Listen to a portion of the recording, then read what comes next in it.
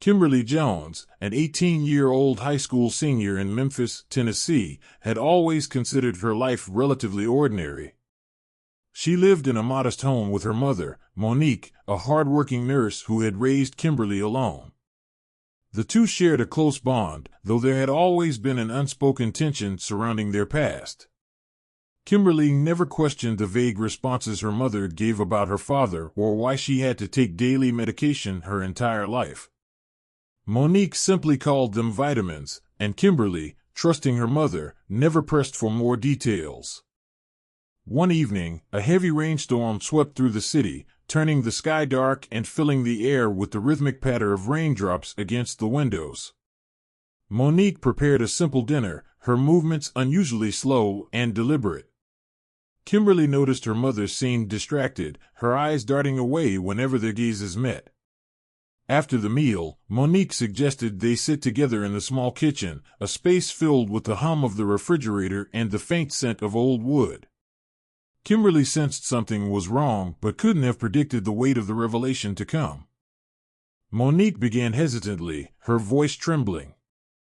As she spoke, her words unraveled a truth Kimberly had never anticipated. Monique revealed that Kimberly had been born HIV positive, a result of an unspeakable trauma Monique endured nearly 2 decades earlier. She explained that the diagnosis had been a secret she carried to protect Kimberly from the stigma and judgment she feared her daughter would face. Kimberly sat frozen, her mind reeling. The world she thought she knew shattered around her. The moments of her childhood that had seemed strange, the countless doctor visits, the whispered conversations between her mother and healthcare providers, suddenly made sense. Yet, this newfound clarity only deepened her sense of betrayal. She felt an overwhelming wave of anger and confusion. Why had Monique kept this from her? Why had she been made to live a life built on half-truths and silence? The hours following the conversation were a blur. Kimberly retreated to her room, her mind flooded with questions and memories she now viewed through a different lens. She recalled the pills she had taken every morning, the strict rules about hygiene and personal space that Monique had enforced. All of it seemed suffocating now, like a life lived under false pretenses. As the rain continued to pour outside, Kimberly lay awake in her bed, staring at the ceiling. The pain in her chest felt like it might consume her, a mix of betrayal, fear, and profound sadness. She thought of all the moments she had felt different from her peers, unable to understand why she couldn't have the same freedom they seemed to enjoy. Now she understood, but the understanding came with a heavy burden. That night, Kimberly's anger began to take root. Her emotions churned as she grappled with the enormity of her situation. She thought about the stigma surrounding HIV, the isolation it brought, and the years she had lived in ignorance of her condition. As the storm outside raged on, so too did the storm inside her, setting the stage for a path she had yet to fully envision. At school, Kimberly began noticing things she had previously overlooked. The subtle dynamics between teachers and students now seemed more sinister. She saw how certain teachers interacted with the girls in her class, their behaviors hinting at a misuse of power that infuriated her. Mr. Lewis, the math teacher, had a habit of keeping students after class under the guise of extra help. His lingering stares and overly friendly demeanor made Kimberly uncomfortable in ways she hadn't fully recognized before. Miss Hall, the music teacher, seemed to fixate on certain female students during rehearsals, her gaze lingering just a moment too long. Coach Jackson, who was popular among students for his charisma, often made inappropriate jokes, laughing them off as harmless banter. And then there was Mr. Williams, the school principal, a man surrounded by whispers of misconduct, but shielded by his position and reputation. These observations stirred a deep anger within Kimberly. In the days following her mother's revelation, her emotions grew darker. The betrayal she felt at the hands of the world, her mother, society, and now these authority figures, transformed into a simmering rage. She no longer wanted to remain a victim. The pain she had carried her entire life demanded release, and she began to see a way to channel it. If the world had wronged her so deeply, why should she not strike back? She decided that these individuals, who misused their positions and preyed on the vulnerable, would become the targets of her vengeance. Her plan began to take shape in the quiet of her bedroom, late at night. She wrote their names in a notebook, her thoughts sharp and focused. Each name was followed by details she had observed, patterns in their behavior, their vulnerabilities, the ways they could be manipulated. She studied their routines, noting when they were most likely to be alone, the spaces where they seemed least guarded. These details became the foundation of her strategy. Kimberly spent her days in school blending into the background, silently observing. She paid close attention to how Mr. Lewis would lean over students' desks, how Miss Hall would offer private lessons after class, how Coach Jackson enjoyed physical proximity during practice drills, and how Mr. Williams seemed to thrive on the flattery of students seeking leniency for minor infractions. Each interaction fed into her growing sense of determination. Her anger crystallized into a clear goal. These individuals, who had exploited others without consequence, would finally face repercussions. Kimberly knew that her methods would cross boundaries, that what she intended to do would blur the lines between justice and vengeance. But in her mind, they deserved to feel the weight of fear, guilt, and pain, the same emotions she had lived with her entire life. The transformation within her was gradual but unrelenting. Kimberly no longer felt powerless. Instead, she began to see her condition, her beauty, and her intelligence as tools, means to an end. Her mind was sharp, her observations meticulous, and her resolve unshakable. She envisioned each target brought low, their authority stripped away, their confidence shattered. For the first time, she felt a sense of control, even empowerment, as she prepared to take back what had been stolen from her, her dignity and her sense of justice. Mr. Lewis, the math teacher, had always been overly attentive to Kimberly during class.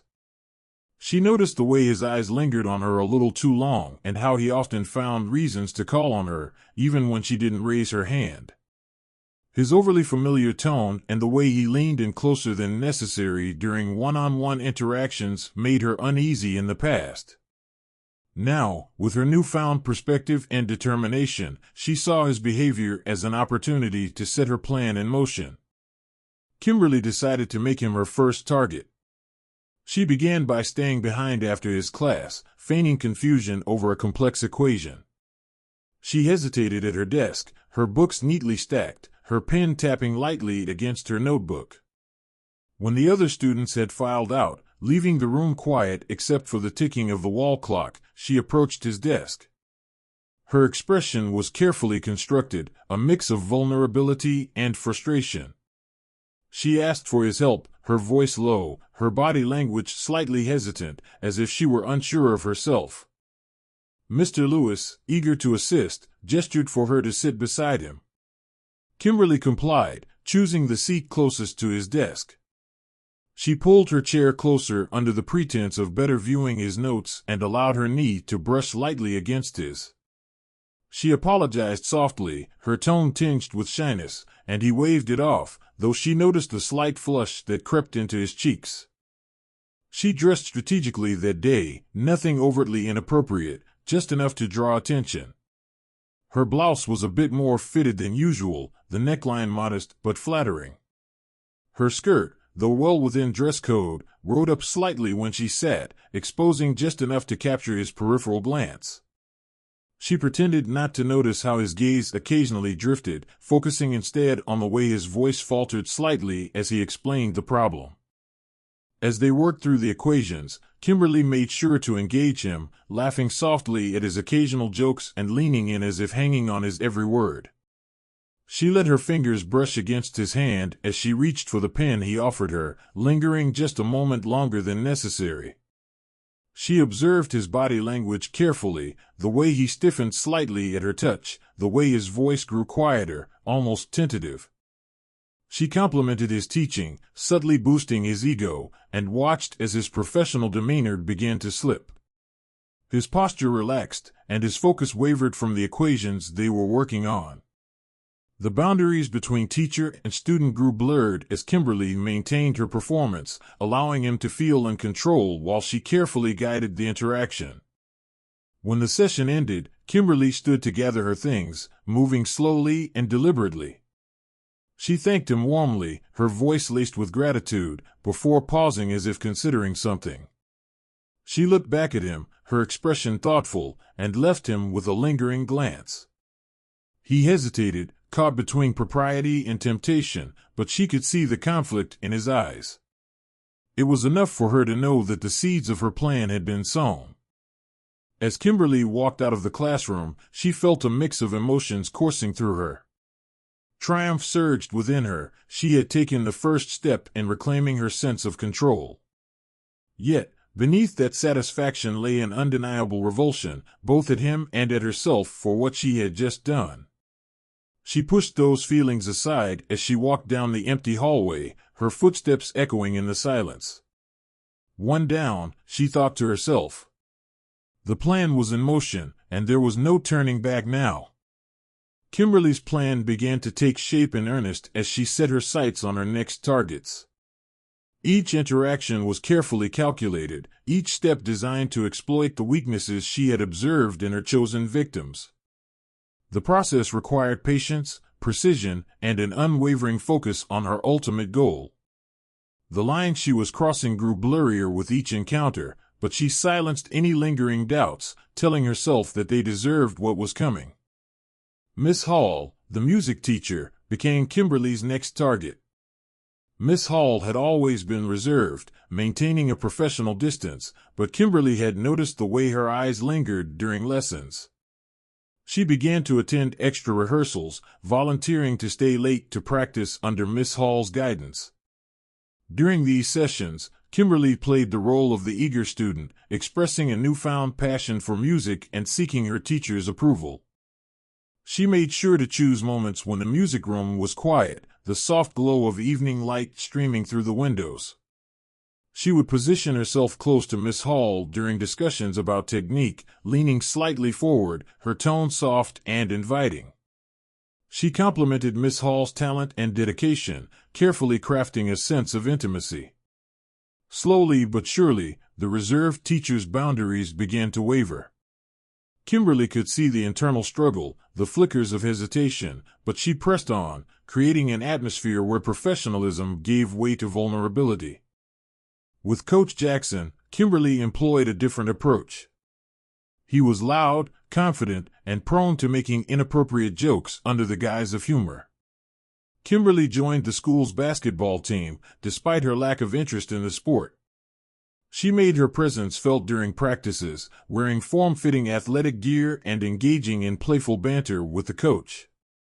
She laughed at his jokes, even when they made her uncomfortable, and occasionally brushed against him during drills, feigning clumsiness.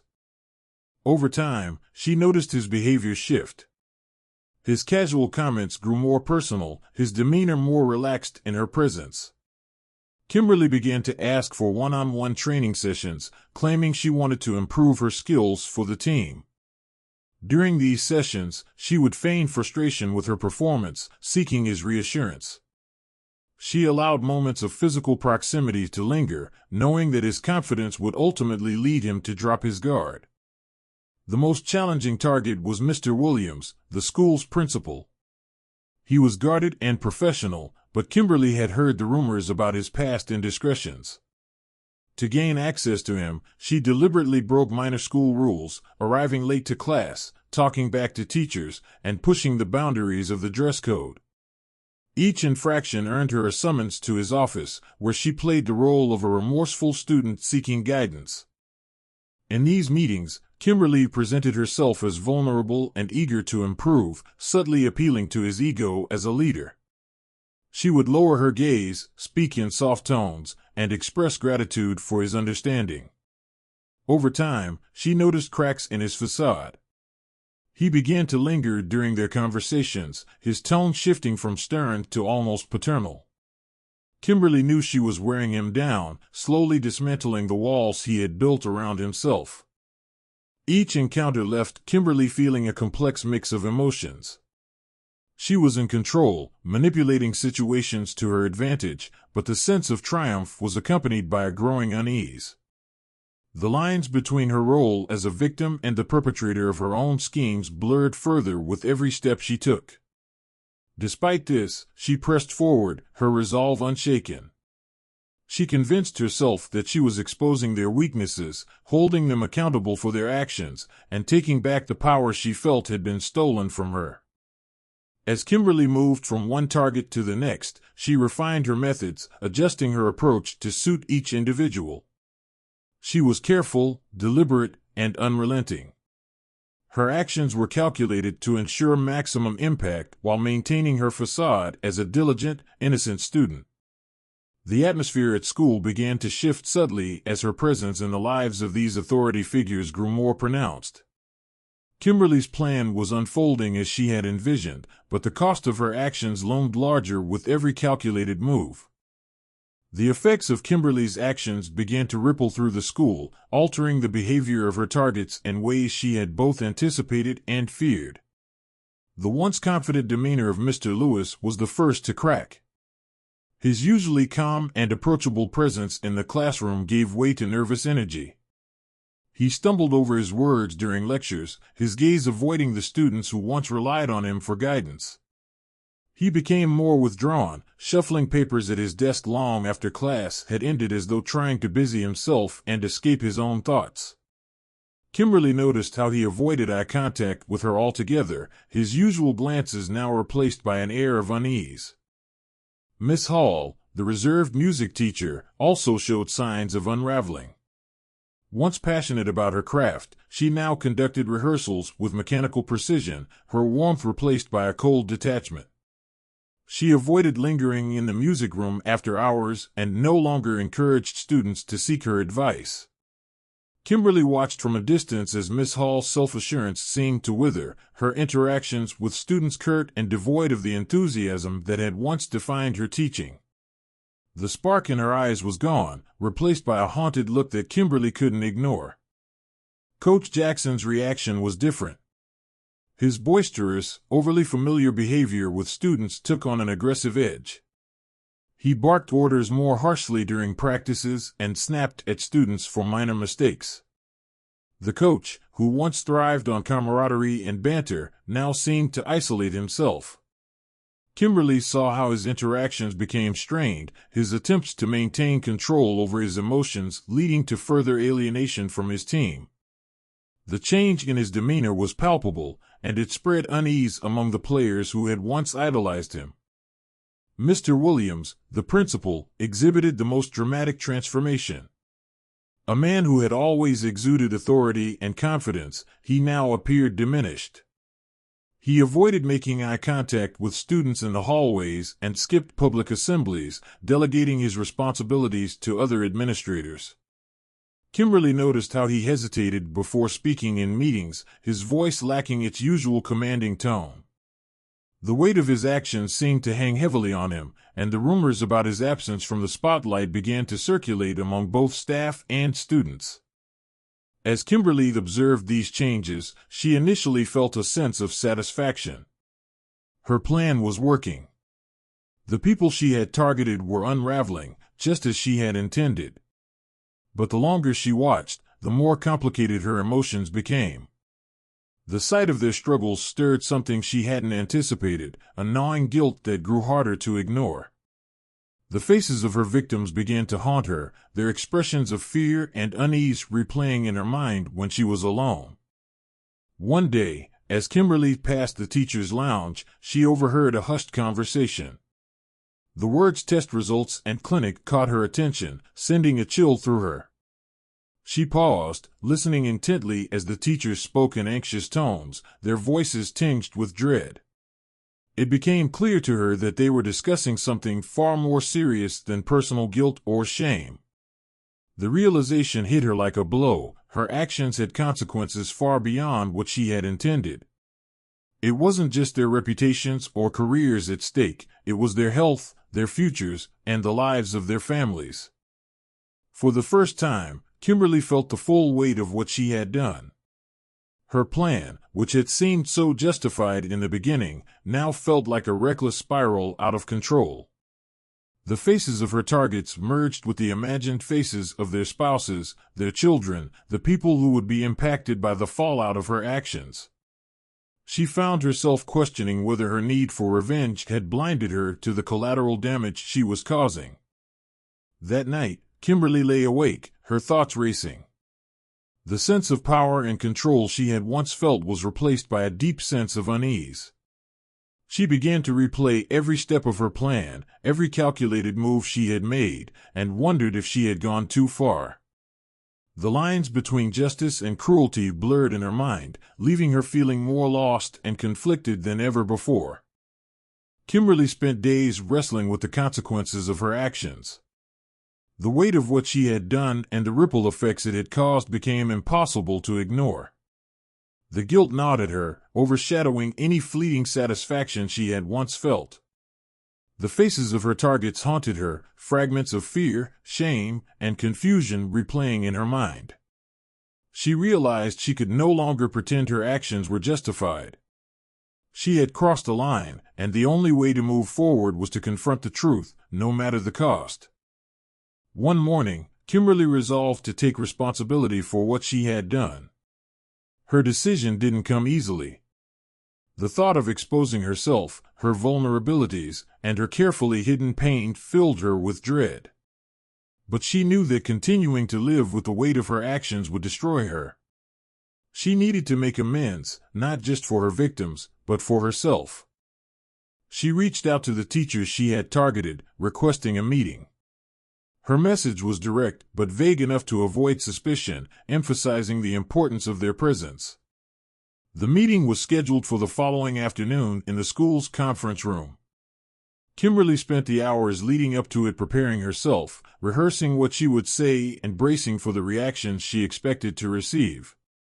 When the time came, the room felt oppressive.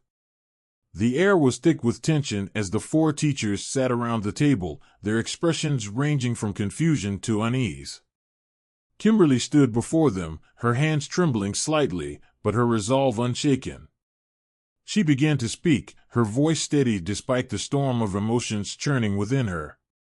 She told them everything, her diagnosis, her mother's secrecy, and the deep well of pain and anger that had consumed her.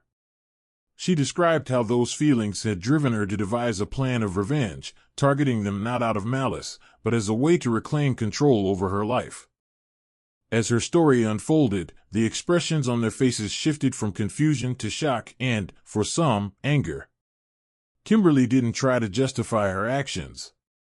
She admitted the harm she had caused and expressed her regret, though she knew that no apology could undo the damage.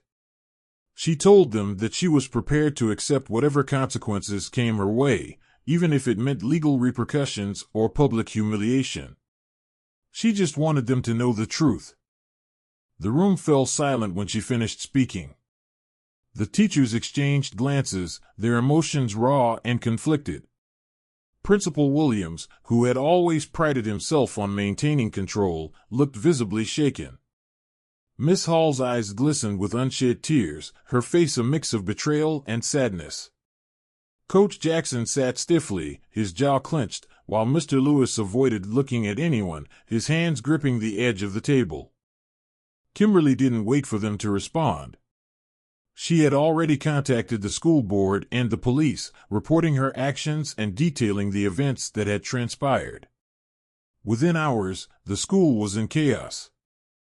News of the scandal spread quickly, attracting media attention and igniting outrage among parents and the community. Kimberly was arrested and charged with multiple offenses, including endangerment. The teachers faced investigations into their conduct, and though they were also seen as victims, the inappropriate nature of their actions led to varying degrees of disciplinary action.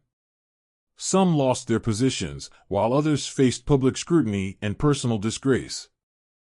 The fallout was immense. Kimberly's story became a national headline, sparking debates about HIV stigma, the ethical responsibilities of educators, and the systemic failures that allowed such incidents to occur. The scandal forced schools across the district to reevaluate their policies, implementing stricter guidelines to protect students and foster a culture of accountability. For Kimberly, the road to redemption was long and arduous. After serving her time in a juvenile detention facility, she began to rebuild her life. She dedicated herself to advocacy, speaking at schools and community centers about the dangers of stigma and the importance of empathy and understanding. Her story, though controversial, became a powerful tool for change, inspiring others to confront their own biases and assumptions about HIV. Years later, Kimberly stood before a crowded auditorium, sharing her journey with a group of students. She spoke candidly about her mistakes, her pain, and the lessons she had learned. Her honesty resonated with her audience, many of whom had never considered the profound impact of stigma or the complexities of forgiveness. Kimberly knew she could never erase the harm she had caused, but she found solace in the work she did to make a difference. Each speech, each conversation, and each step forward was a way to honor the pain she had endured and the lives she had affected. She had turned her darkest moments into a mission for change, proving that even in the aftermath of destruction, there was a path to healing and growth.